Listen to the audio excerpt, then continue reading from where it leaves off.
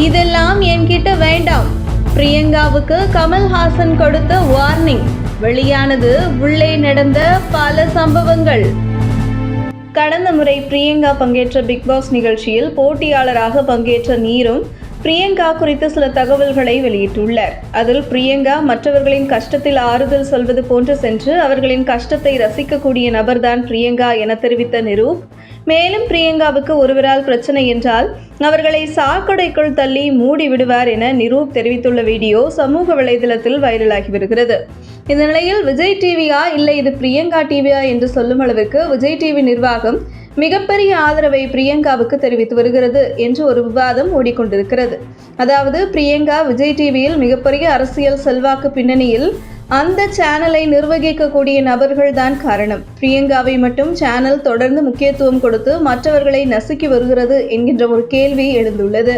Big pass நிகழ்ச்சியில் கூட பிரியங்கா உள்ளே வந்தபோது பிக் பாஸ் வீட்டில் உள்ள மற்ற போட்டியாளர்கள் எல்லாம் ஐயையோ பிரியங்கா வந்துருச்சே என்று ஒரு அச்சத்துடனே சக போட்டியாளர்கள் இருந்தார்கள். அந்த சீசனில் சக போட்டியாளரான தாமரையை அதிகளவில் டார்கெட் செய்தது பிரியங்கா தான்.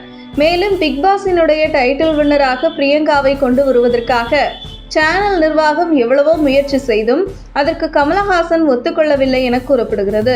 பிக் பாஸ் குழுவினரிடம் நீங்கள் தவறாக விளையாட்டை வழிநடத்துகிறீர்கள் என்று கமலஹாசனே வார்னிங் கொடுத்ததாகவும், இது ஒரு விளையாட்டு, நியாயமாக நடந்து கொள்ளுங்கள், உண்மையிலேயே மக்கள் செல்வாக்குள்ள திறமையானவர்களுக்கு முக்கியத்துவம் கொடுங்கள், சும்மா பிரியங்காவை வெற்றி பெற வைக்க வேண்டும் என்பதற்காக தில்லாலங்கடி வேலை செய்யாதீர்கள் என்றால் நான் உண்மையை போட்டு உடைத்து விடுவேன் என்று கமலஹாசன் பிக் பாஸ் குழுவினரை எச்சரித்ததாக கூறப்படுகிறது.